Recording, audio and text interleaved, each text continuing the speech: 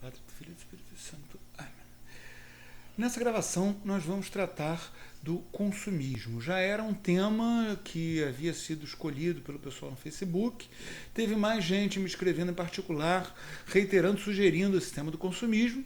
Então vamos lá, porque afinal de contas é uma coisa importante hoje em dia e o objetivo desse canal é ajudar as pessoas, ou pelo menos tentar ajudar as pessoas, na medida do possível, a viver uma vida melhor. Uma vida não vale a pena ser vivida se ela não é examinada. Agora, para a gente poder examinar a vida, a gente precisa ter algum critério, alguma coisa melhor do que a moda ou a Xuxa, sei lá, que critério que as pessoas estejam usando. Como a natureza humana não mudou, né, ela é a mesma. No tempo de Aristóteles, 2.600 anos atrás, no tempo de São Tomás, 800 anos atrás, a natureza humana já era exatamente a mesma.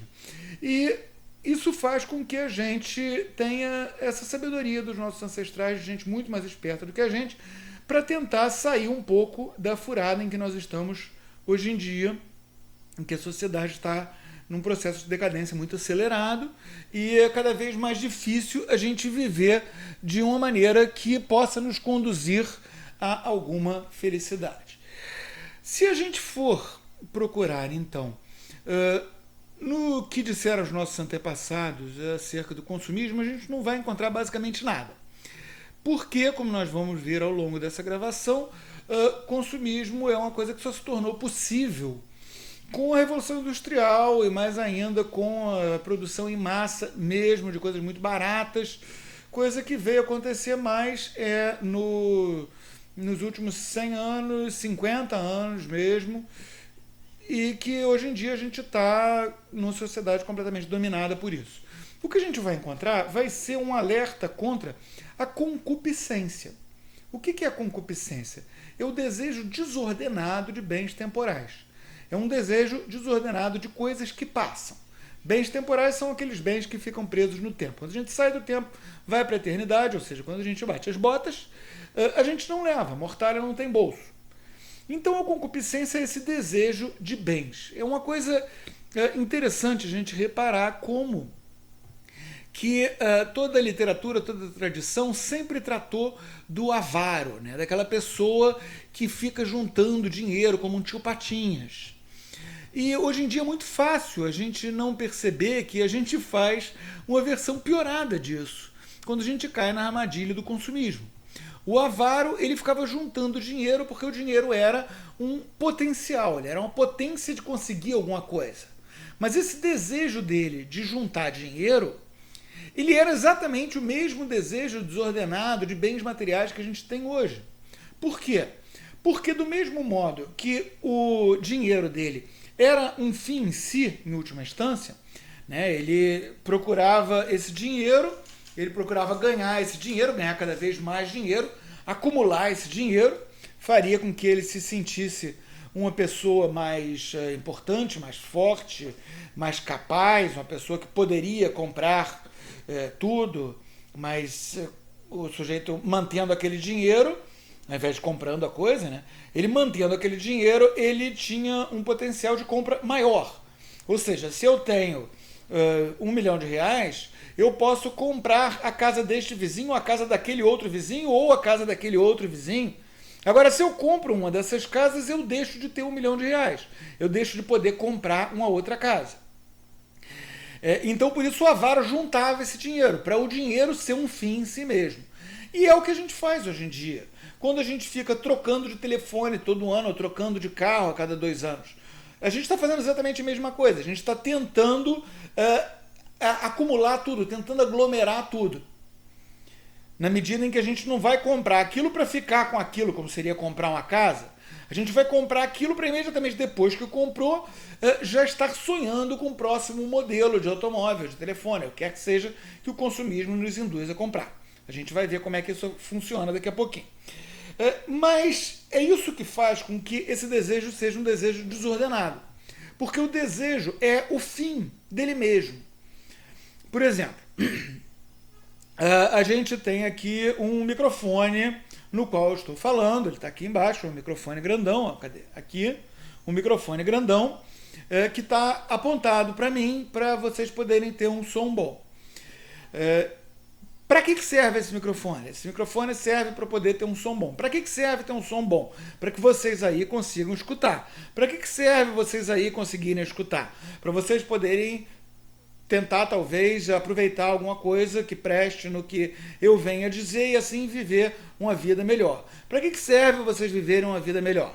Para vocês chegarem a alcançar um potencial mais alto como indivíduos. Para que serve alcançar o potencial mais alto como indivíduo? Para a maior glória de Deus, que é aquilo para o que todos nós somos criados. Então, qual é o fim último de eu ter procurado esse microfone? No caso, eu ganhei esse microfone, mas eu poderia ter comprado o microfone, como eu comprei essa webcam.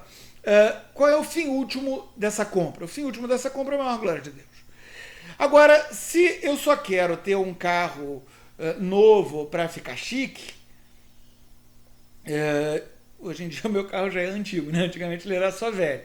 Mas quando eu comprei meu carro porque ele era um bom meio de transporte. Hoje em dia ele já é um carro antigo. Mas se eu quisesse ficar trocando de carro, por exemplo, sempre para eu ter um carro mais chique, para ter uma aparência melhor, sei lá por que a pessoa vai ficar trocando uma fubequinha por outra fubequinha, o que eu estaria fazendo seria a mesma coisa que o avaro.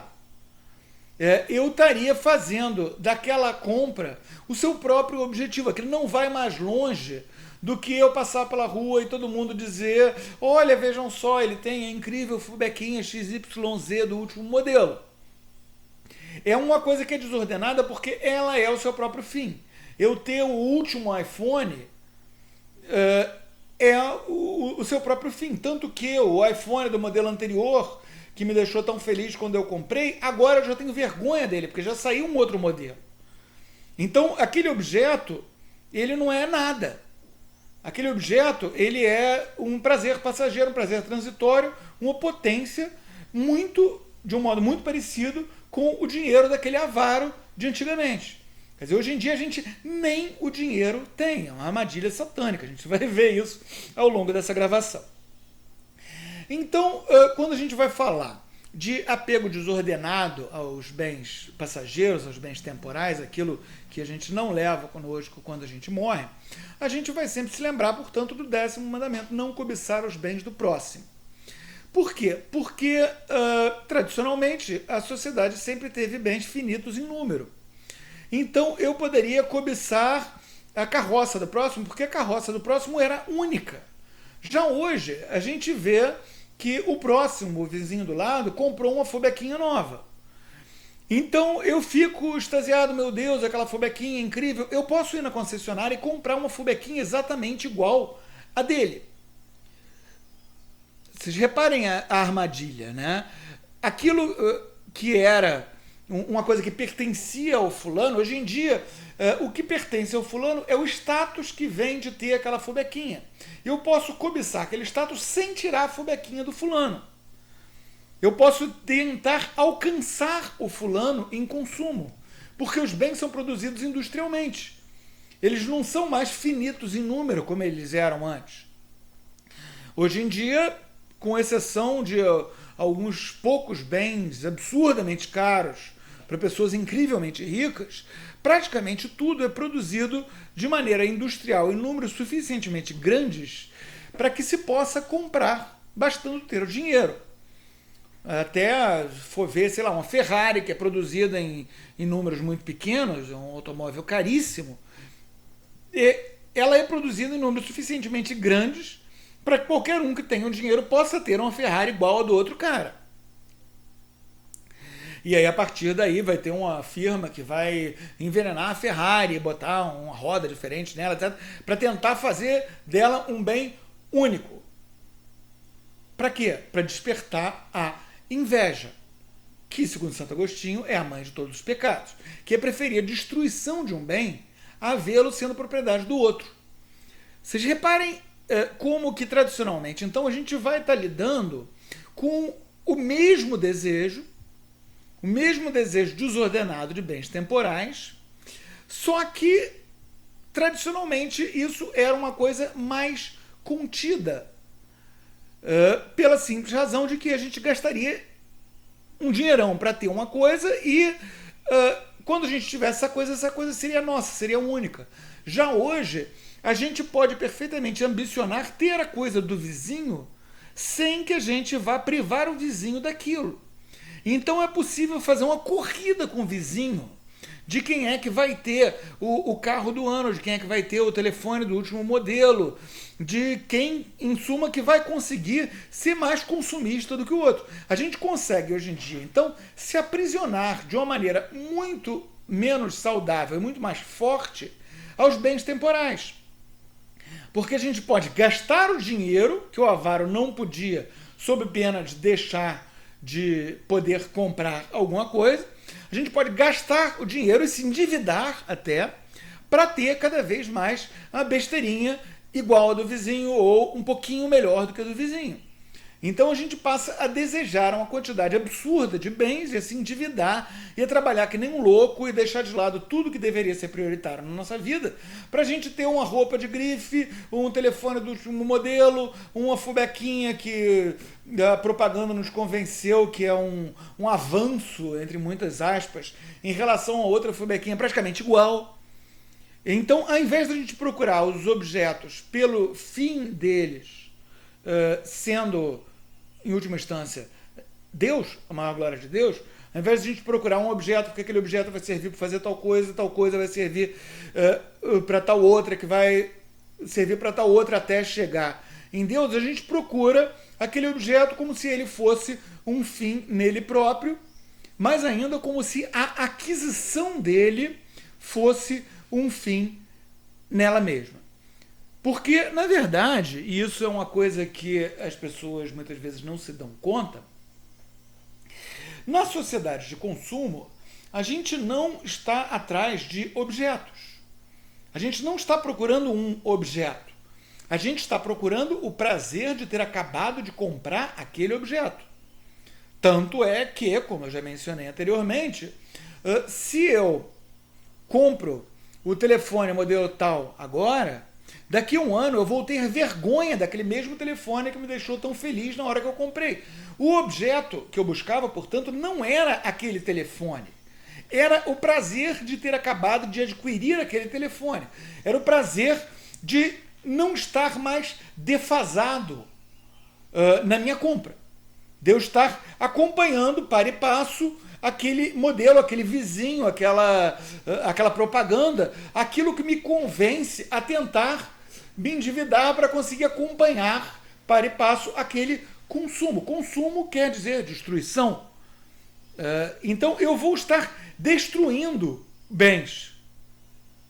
À medida em que eu vou comprando, eu vou destruindo. Cadê o seu telefone de há 4 anos atrás que te deixou tão orgulhoso de ter comprado? No lixão, provavelmente. Ele já foi destruído. E mesmo que você não o vá destruir, ele não é feito para durar. É obsolescência planejada.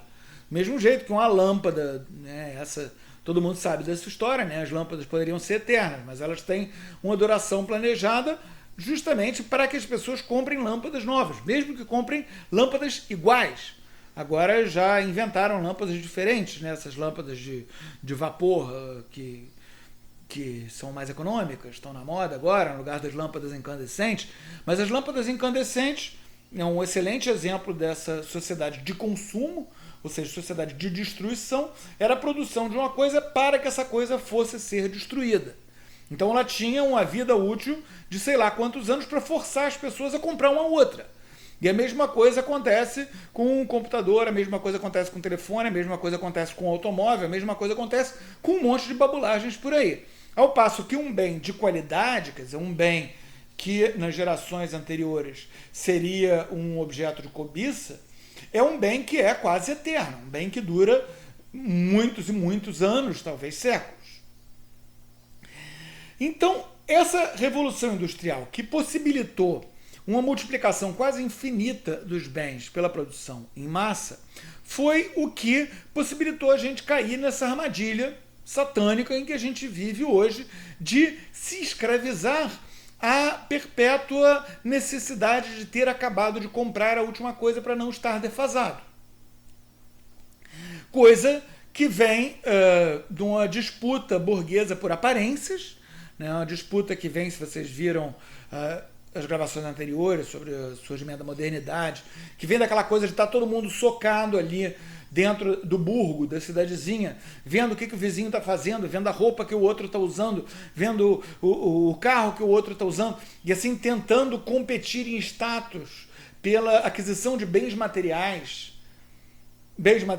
que, na sua forma mais apurada na sociedade de consumo atual, são bens completamente passageiros, são bens que a gente compra e fica feliz na hora por ter acabado de comprar e fica triste depois por já estar com aquela coisa defasada poucos meses depois, né? Comprou o telefone, poucos meses depois já está sonhando com o iPhone de número mais alto, com o carrinho do último modelo que tem o farol um pouquinho virado para cima, então já é uma humilhação andar naquele carro de modelo anterior. Isso faz com que a gente entre nessa espiral de consumo, com que a gente tenha as nossas prioridades completamente desordenadas. É o que a gente vê hoje, por exemplo, as pessoas morando muito mal, as pessoas morando em cubículos horrorosos, mas num bairro chique, porque é chique morar naquele bairro. E assim o cara prefere ficar morando naquele bairro chique para ele poder estar perto do trabalho, que é o que dá dinheiro para ele poder morar naquele bairro chique e ter um carrinho do ano, de 2 anos atrás, e um telefone, esse sim, indubitavelmente do ano, e está pagando isso tudo, então ele precisa sair de casa, mal ver a família para poder ganhar mais dinheiro, para poder manter a família dentro daquele cubículozinho horroroso e assim ganhar mais dinheiro, comprar brinquedos mais caros para as crianças. É uma espiral que ele se alimenta dela mesma. Seria muito mais inteligente, por exemplo, para esse sujeito, ele mandar isso tudo às favas e ir trabalhar e se mudar para o interior e ganhar 1/4 do que ele ganha nessa espiral para ele poder estar do lado da família e ver os filhos crescerem, por exemplo. Mas não, ele está nessa espiral de consumo, ele considera que o que faz ele ser um bom pai é ele dar telefones novos para os filhos cada vez mais caros e vestir as crianças com roupas de grife. E assim ele acha que é um sacrifício que está todo mundo fazendo para poder dar uma vida melhor aos filhos. Ele não vê os filhos por ele ficar trabalhando que nem um louco para conseguir comprar besteira. E ao mesmo tempo está morando num lugar que não tem qualidade de vida, que você abre a janela, você olha, você vê um muro, tudo isso para poder se sustentar nessa espiral de consumo. Como você abre a janela e você vê um muro, você vê a janela do vizinho, ele vai comprar uma tela maior, uma TV maior, para poder ficar vendo coisas na TV. E aí ele vai pagar para ter mais canais de TV, para poder fugir dessa realidade em que ele está. E para isso, para ele poder pagar as prestações dessa TV e da telinha portátil e da internet de alta velocidade e pagar a TV a cabo e tudo isso, ele vai ter que trabalhar que nem um louco. Então ele nunca vai estar nem em casa para poder aproveitar isso, se é que dá para chamar de aproveitar. Ele mal vai ver os filhos, porque ele comprou uma TVzona gigante também para cada um e botou a TVzona gigante em pontos distantes da casa. E a família foi pro tombo, foi tudo jogado fora, em prol de manter todo mundo dentro dessa espiral de consumo. A mulher dele vai arrumar um outro emprego para poder ficar mantendo os filhos na escola particular, porque a escola particular é a única maneira deles conseguirem entrar para a universidade que vai dar dinheiro para eles poderem ficar dentro da espiral de consumo. Então a gente tem que tentar escapar dessa espiral de consumo. A gente tem que tentar quebrar esse ciclo vicioso de se escravizar ao trabalho para que a gente possa consumir sempre nos mesmos níveis ou em níveis cada vez maiores. Como que a gente vai escapar dessa espiral de consumo? Basicamente, a gente tem que voltar às prioridades tradicionais. Quais são elas? As de sempre: família, tradição, propriedade. A família, o que a gente tem que dar para a família? A gente tem que dar primeiro o nosso tempo. Então, o tempo dedicado à família é prioritário. Se eu chego e vejo, não, peraí, o meu trabalho, eu estou tendo que sair de casa às 6 da manhã e chegar em casa às 8, 9 da noite, e eu só vejo os meus filhos dormindo, parou por aí. Isso está muito errado. O meu trabalho serve para que eu possa estar com a minha família. Não é o meu lar não é um lugar onde eu vou recarregar as baterias para trabalhar mais. Se eu estou achando que eu não entendi nada, nem o que é trabalho, nem o que é família. Eu estou fazendo alguma coisa muito errada aí. Eu tenho que diminuir o meu número de horas trabalhadas. Ah, mas aí eu não vou conseguir pagar a prestação da TV a placa. Maravilha! Show de bola, exatamente. A ideia é essa. E ao invés de eu me endividar, de eu trabalhar que nem um louco, me endividar que nem um louco, para eu fugir mais ainda, é eu ter mais tempo com a família. Se puder não ter uma TV, melhor ainda. Porque eu tenho que dar a minha companhia, eu tenho que dar a educação dos meus filhos, que é uma coisa radicalmente diferente da instrução. A instrução eu posso terceirizar, eu posso mandar eles para a escola para que eles sejam instruídos. Mas quem vai educar os meus filhos, quem vai ensinar para eles quais são as prioridades, quem vai ensinar para eles como se comportar diante do mundo, diante dos dissabores, diante das alegrias, sou eu. E essa educação, a única maneira que eu posso dar é pelo exemplo. E eu não posso dar exemplo se eu não estou ali. Quem vai educar os meus filhos? A televisão? Quem vai educar os meus filhos? A Xuxa, as propagandas? As más companhias? Não, tem que ser eu. Então o meu dever é eu dar esse meu tempo, eu dar companhia para minha família. Eu dar sustento? Sim, eu dar sustento. Agora, o que quer dizer sustento? Quer dizer que tem que ter danoninho todo dia? Não. Quer dizer que tem que fazer cursinho disso, cursinho daquilo, escola particular? Não. Quer dizer que é muito mais valioso para o filho ele passar 1 hora com o pai do que o pai trabalhar 2 horas fora para o filho fazer 1 hora de cursinho de inglês. É muito melhor que ele esteja com o pai e até que ele aprenda com o pai a procurar aprender, para que ele mesmo corra atrás e ele mesmo, agora, com as facilidades que a gente tem, todo mundo pode aprender sozinho pela internet uma língua estrangeira que desejar aprender. Então a gente deve aproveitar essa tecnologia, mas não fazer a tecnologia um fim nela mesma. A gente deve pegar primeiro a família como prioridade. O trabalho é para possibilitar que a família esteja junto. As refeições podem e devem ser feitas em comum. As refeições podem e devem ser feitas em casa, cozinhando ao máximo, de preferência todo mundo junto, conversando enquanto se cozinha. Um está lá picando a cebola, o outro está lá mexendo a panela, e todo mundo conversando. Isso é uma coisa que vale infinitamente mais do que passar horas longe de todo mundo para ganhar dinheiro, para ir num restaurante caro. Não faz o menor sentido. Ficar longe para depois ir num restaurante caro. E ficar olhando para os lados para ver se está todo mundo vendo que a gente está ali naquele restaurante caro, com o telefone caro em cima da mesa.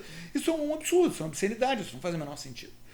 Do mesmo modo, a gente deve ter como prioridade a nossa propriedade. O que quer dizer isso? Mas, peraí, você não está falando mal justamente de consumismo, de ficar comprando coisas. Como é que pode ser uma prioridade a propriedade?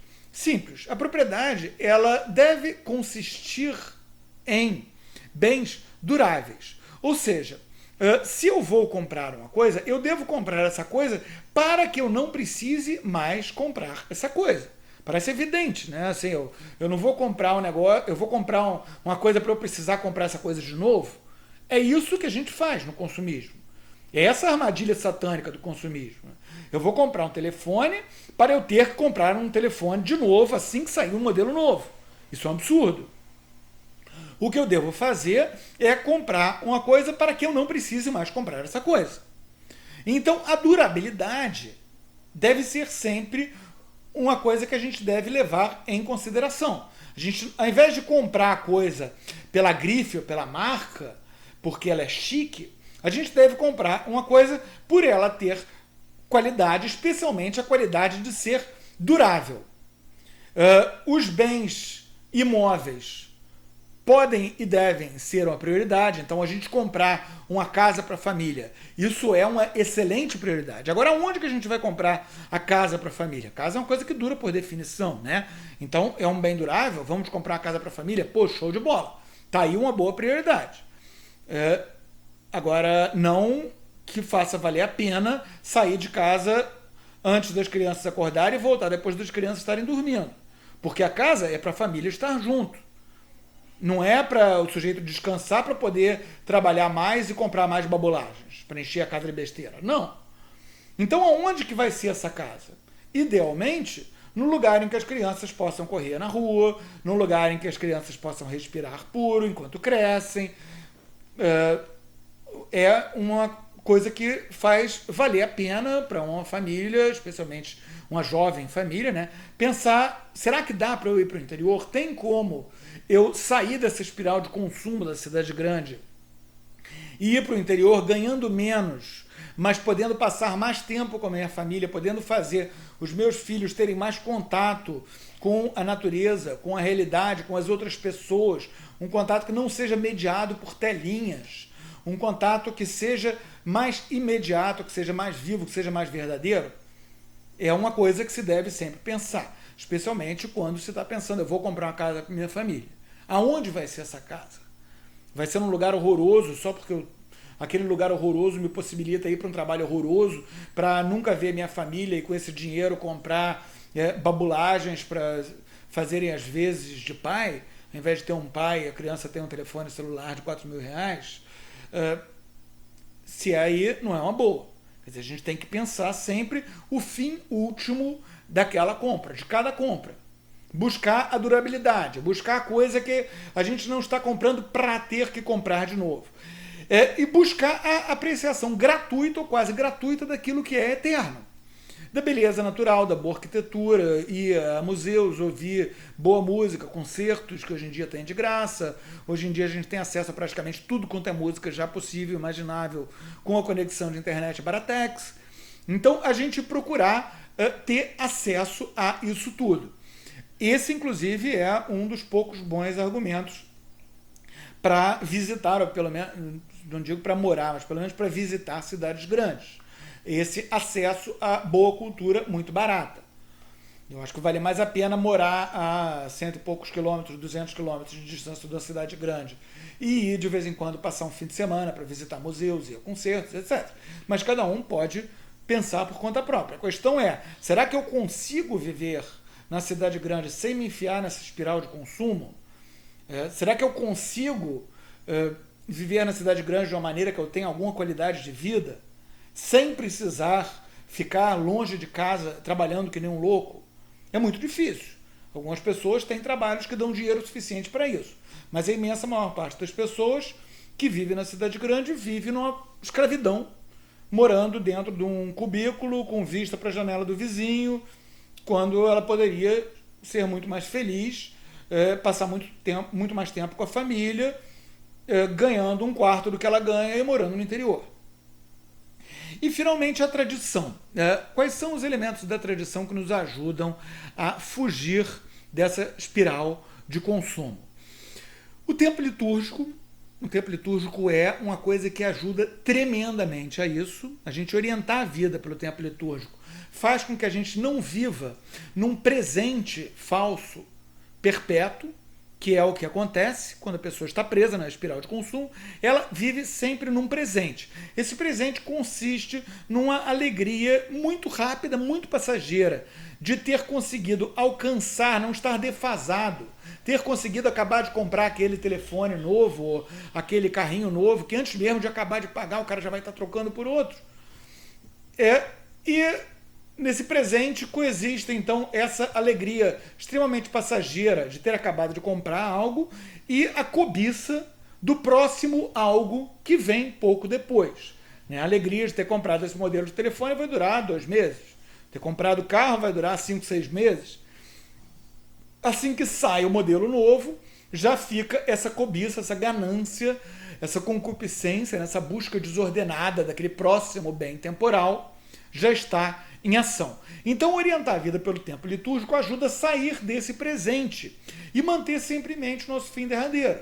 Quer dizer, agora, por acaso, a gente está no tempo depois de Pentecostes, que é um tempo que vai nos fazer pensar em uma série de coisas eternas enquanto nós nos preparamos para a chegada do tempo do advento, que vai nos fazer buscar pela penitência, preparação para a chegada de Nosso Senhor no Natal e por aí vai. Quer dizer, o tempo litúrgico vai nos ajudar a manter em mente o nosso fim derradeiro e perceber a desimportância dessas coisas que passam. Né? Se a gente olha e vê, peraí, Pentecostes, o Espírito Santo chegando, advento, a vinda de Nosso Senhor lá num estábulozinho em Belém, dá para se preocupar com telefone celular? É muito pouco provável, né? O que a gente vai querer vai ser, no máximo, ter sim essa alegria que a tecnologia nos proporciona, da gente poder ler uma coisa no telefone, da gente poder assistir um filminho, escrever para os amigos, falar com os parentes, tudo isso é muito legal. Agora, o nosso objetivo pode ser fazer uso do telefone para essas coisas.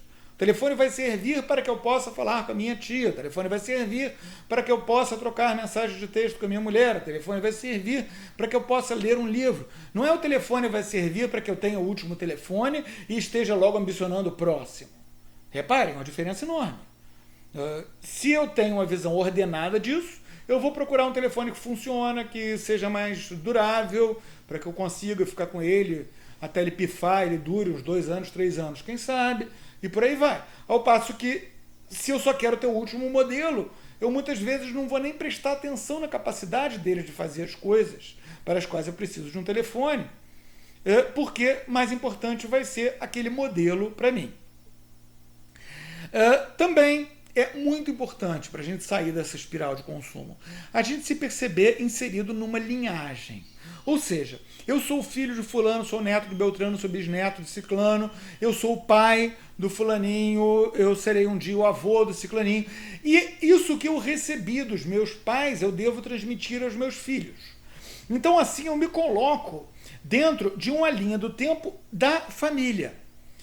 Eu tenho coisas que eu recebi, eu tenho, sei lá, uma receita da minha avó que eu vou passar para minha filha. Eu tenho um modo de ver o mundo com honestidade, não procurar bens passageiros que eu recebi do meu avô, que eu vou passar para o meu filho. E eu aprendi com meu pai a fazer tal coisa, e os meus netos vão aprender comigo, e por aí vai. Quer dizer, eu devo procurar me perceber,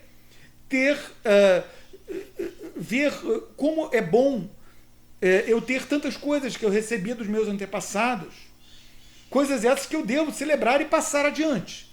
Eu sou um elo de uma corrente que vem há tempos imemoriais, que é a minha linhagem. Eu devo procurar transmitir isso para os meus descendentes. Do mesmo modo, eu e essa minha linhagem estou inserido dentro de uma cultura maior. A cultura brasileira, cristã, ocidental, que eu devo acolher e retransmitir. Então, a nossa cultura, por exemplo, desenvolveu música. Nós temos instrumentos musicais. Então, vamos aprender a tocar um instrumento musical e vamos ensinar os nossos filhos a tocar instrumentos musicais e a entender a música da nossa civilização. Vamos tentar entender as artes gráficas da nossa civilização. Vamos tentar entender, em suma, tudo aquilo que fez a nossa civilização ser tão grande. E nós vamos tentar transmitir ao menos a apreciação disso para os nossos filhos. Por quê? Porque nós temos um início no tempo. Nós fomos concebidos em determinado momento, antes disso nós não existíamos. Mas nós não temos fim no tempo. Então todas essas coisas, todos esses enriquecimentos verdadeiros, que são enriquecimentos culturais e espirituais, são os bens que nós devemos verdadeiramente nos preocupar em transmitir para os nossos filhos. Muito mais do que bens materiais. Então a nossa preocupação com os nossos filhos deve ser a nossa preocupação da perpetuação dessa cultura da nossa família, da nossa sociedade, que nós recebemos e que nós devemos aprender a apreciar mais. E isso inclui aprender música para poder apreciar melhor a música e por aí vai, né? A gente entender como a coisa funciona para poder apreciar ela plenamente e poder transmiti-la plenamente para os nossos descendentes, para as próximas gerações. Ao passo que se a gente vive para o consumo, consumo quer dizer destruição, a gente vive para gastar as coisas. Inclusive é uma tristeza a gente ver como que essa mentalidade consumista está tão forte, que um colega meu estava observando outro dia, o André, oi André, estava observando como que as pessoas acham bonito elas só se referirem a coisas naturais como objetos de consumo. Elas veem um leão, um lindo leão, e dizem, a cabeça desse leão na minha parede.